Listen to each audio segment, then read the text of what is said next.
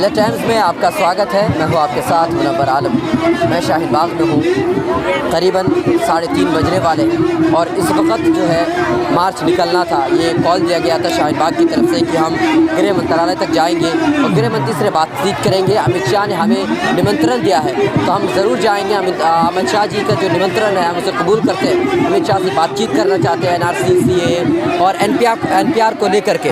लेकिन 2 बजे के बाद जब यहाँ से महिलाएं निकली और पुलिस प्रशासन ने ये कह दिया कि आप लोग आगे नहीं जा सकते, तो इन्होंने कॉल दिया था इस मार्च को यहीं पर रोक करके ये लोग आगे नहीं गए, वापस आ गए। इनका कहना यही है कि हमको अमित शाह ने बुलाया था, हम जाने के लिए तैयार थे, लेकिन अमित शाह जी ने हमको इजाज़त नहीं दी मार्च करने की।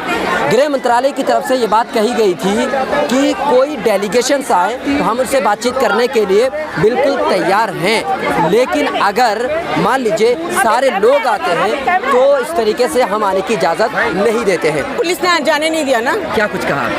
मना कर दिया, नहीं जा सकते। अच्छा, मंत्रालय जाने संबंध हाँ मंत्रालय से परमिशन नहीं है, इसलिए नहीं जा सकते। नहीं जा सकते कि वो हम नहीं बुला रहे हैं तो हमने उनके खिलाफ तो जा नहीं सकते। उन्होंने कहा था कि आप ना डेलीगेशन आइए, मतलब 3-4 लोग आइए, हम बात करने के लिए तैयार हैं। सारे लोग आइएगा तो हम आपको आने की इजाज़त देंगे।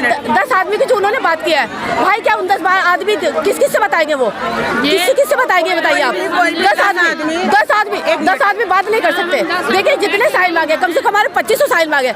2500 साहिल बाग जाने चाहिए वहाँ, क्योंकि साहिल बाग को पता लगना चाहिए कि अमित शाह क्या कह रहे हैं। ठीक है। और दूसरी बात सुनिए मेरी बात, अब अगर हम जा रहे थे, आप पूरी जनता को तो बुलाने के लिए तैयार, 10 आदमी को बुलाने के लिए तैयार है, क्या हमारी स्टेज पे बात करने के लिए आप तैयार नहीं है? आपको आना चाहिए यहाँ, आपको जनता की बात सुननी चाहिए। आपकी माँ बेटी है, बहनें बैठी है यहाँ, कम से कम उनकी तो सुनना आनी चाहिए। आप हमको बुला रहे हैं वहाँ पर, कम से कम हमें तो देख ले कि किस हालत में हम यहाँ बैठे हैं, किस परेशानी में हम यहाँ पर बैठे हैं। नहीं करेंगे जब तक हम लोगों का हक पूरा नहीं होगा, जाएंगे नहीं, खाली नहीं करेंगे हम लोग, सब वापस ले ले, हम लोग हट जाएंगे। हम लोग हमें देखिए सुप्रीम कोर्ट के लिए कहना चाहती हूँ भाई, प्लीज सुप्रीम कोर्ट मेरे बाप की जगह है, मैं उनके लिए गलत नहीं कह रही हूँ। प्लीज अपनी बेटियों का, अपनी माओ का, अपने बच्चों का तो थोड़ा बहुत ख्याल करो। कम से कम हम सुप्रीम कोर्ट में क्यों अपना केस लेके जाते हैं?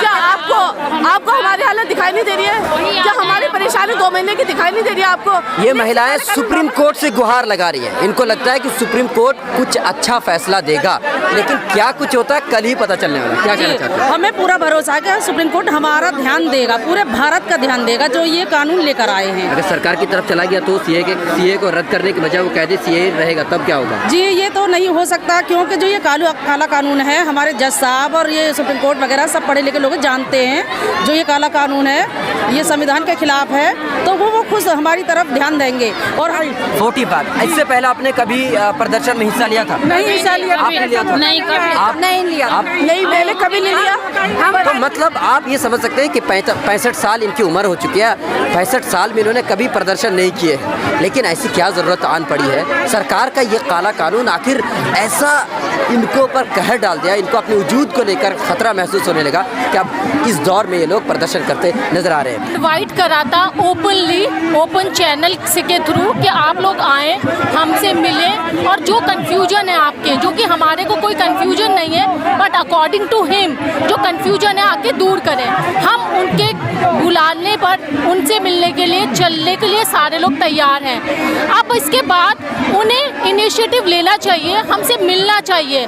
अगर वो नहीं मिलना चाहते तो वो उनका एक पॉलिटिकल स्टंट था, हमेशा की तरह वो झूठ बोलते आए हैं और इस बारी भी झूठ बोल रहे हैं। ये बात साफ हो जाएगी। हम उनसे मिलना चाहते हैं, इस कानून को चाहते हैं कि वो वापस लें। ये किसी भी तरीके से अनकॉन्स्टिट्यूशनल कानून है। अब वो हमसे मिले या हमें बुलाएं, हमने अपनी तरफ से शुरुआत कर दी है। अच्छा एक बात बताइए, इजाज़त तो आपको मिली नहीं, करेक्ट, नहीं जा सकते, तब आप लोग अब क्या करेंगे? अब कल सुप्रीम कोर्ट का फैसला आना है, अगर वो आपको कह दे कि भाई शाहीन बाग खाली कीजिए, रोड खाली, तब क्या कीजिए? अगर वो हमें बोलेंगे कि शाहीन बाग खाली करें तो वो ऐसा क्यों बोलेंगे प्रोटेस्ट हमारा कॉन्स्टिट्यूशनल राइट है। हम ये प्रोटेस्ट जब तक जारी रखेंगे जब तक वो हमारी बात मान नहीं लेते, CAA एक्ट को वापस नहीं ले लेते, क्योंकि ये हमारे संविधान के खिलाफ है। हम आखिरी लम्हे तक अपनी बात रखेंगे जब तक हमारी सांसें हैं। अच्छा, कितने दिनों से आप प्रोटेस्ट में आ रही हैं? हम यहाँ पर 60 डेज का प्रोटेस्ट 53 डेज हो चुके हैं। ये आपकी बेटी है? जी, ये मेरी टाइम देती हैं आपकी अपनी आप को प्रोटेस्ट में जो आ रही है? मैं बिल्कुल टाइम देती हूँ हर प्रोटेस्ट में। नहीं, मैं ये पूछ रहा हूँ कि आपकी अम्मी प्रोटेस्ट में आती है तो आपको अच्छा लगता है कि अम्मी मेरे साथ टाइम ना स्पेंड करके प्रोटेस्ट में टाइम स्पेंड करती है? For sure, I'm really happy that we both are coming to the protest. मतलब आप खुश हैं? Yeah, you know, I'm a 9th class student and I understand कि this is unconstitutional. That is why I come to the protest every day. चलिए, आप बहुत अच्छी बेटी भाई हैं। ऐसे एक बात बताइए, अगर आपको ये कह दिया जाए कि भाई शाहीन बाग के अलावा रामलीला मैदान ले लिया तो क्या कीजिएगा? ऐसा क्यों बोलेंगे वो हमें? ये यहाँ पर बहुत सारे एरिया हैं जिसे गवर्नमेंट चाहे पुलिस के साथ कांटेक्ट करके वो एरिया खोल सकती है। हमें जहाँ, और फिर भी हम अपना प्रोटेस्ट छोड़ेंगे नहीं, वो जहाँ बोलेंगे हम वहाँ पे करेंगे।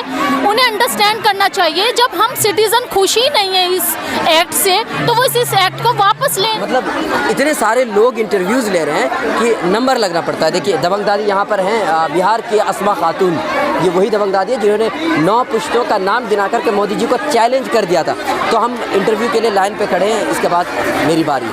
बिहार गई और बिहार में आपने देखा, वहाँ के सारे प्रोटेस्ट को देखा, तो शाहीन बाग के प्रोटेस्ट और वहाँ के प्रोटेस्ट में कुछ फ़र्क नज़र आया?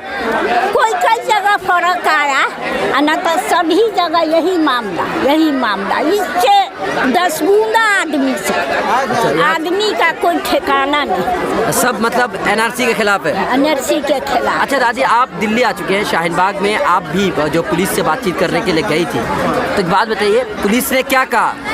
अमित शाह से मिलने देंगे या नहीं? कहा है कि बातचीत करके इसका परमिशन देंगे तब। अच्छा, अगर मान लीजिए परमिशन ना मिले तब क्या कीजिएगा? नहीं जाएंगे। अच्छा, नहीं जाएंगे।